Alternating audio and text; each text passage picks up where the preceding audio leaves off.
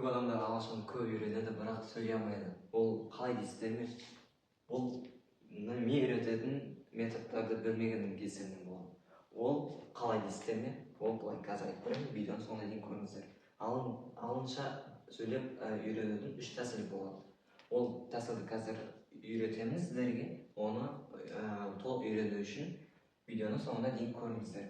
Ал сіздердің бұл видеода алатын нәрселеріңіз қандай? Бұл speaking skill'ын арттыру. Speaking skill'ын арттыру арқылы сіздер ағылшын үйреніп жатқандарыңызды көрсете аласыздар. Ал екінші нәрсе, курста алмаған нәрсені аласыздар. Сіздер мен видеоны көру арқылы курста алмаған нәрсені аласыздар. Бұл қандай керемет нәрсе, иә? Үшінші нәрсе, үйде отырып ағылшын тілін үйрену әдісін үйретемін сіздерге. Көп адамдар ағылшын үйрену үшін курс алу керек, немесе бір орталықтарға бару керек деп ойлайды. Бірақ мен үйде отырып үйренетін әдісті көрсететін боламын. Мен айтатын техникалар ол shadowing, mirror, voice recording және бір сөйлем 5 қайталау деген әдіс. Shadowing ол қандай да бір моментті аласыздар, кинодан немесе сериалдан бір момент аласыздар. Сол процесте сіз кейіпкермен бірге жағаласып сөйлейсіздер. Соның арқасында біз shadowing техникасын орындаймыз. Shadowing бұл бір кинодағы моменттегі кейіпкердің сөйлеу акцентін ала аласыздар және сөйлеу жылдамдығына ілесу арқылы алынша тез сөйлейтін боласыздар. Ал mirror дегеніміз, яғни қазақшасы айна, сіздер айнаға қарап өз-өздеріңізбен сөйлесесіздер. Бұл интервью сияқты болады, өз-өздеріңізден интервью аласыздар. Ал келесі әдіс бұл voice recording. Voice recording бұл даусыңызды жазу деген білдіреді. Даусыңызды жазу арқылы сіз listeningті және speakingті арттыра аласыздар.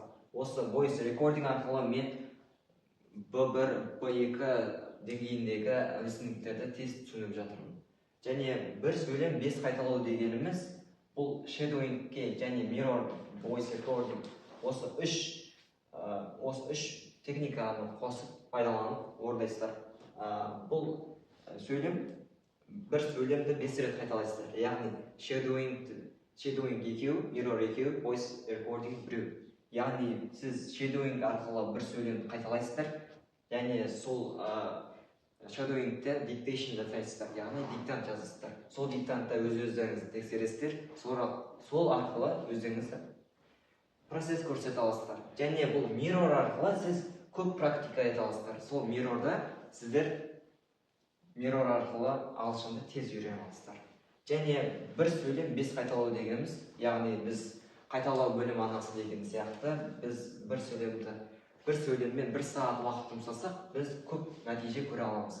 Және мен видеоның соңында сіздерге бонус бергім келіп тұр. Ол бонус Тиган Speaking Club. Яғни мен Telegram канал аштым.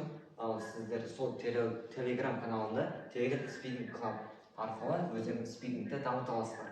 Және Тиган разбор мен сіздердің спикинг скиллдеріңізге, яғни спикинг скиллге және ағылшын үйрену методтарыңызға және курстарыңызға разбор жасап бере аламын. Және Тиган разборды мен осы видеоның сілтемесіне, видеоның сипаттамасына қалдыратын боламын, міндетті түрде келіңіздер.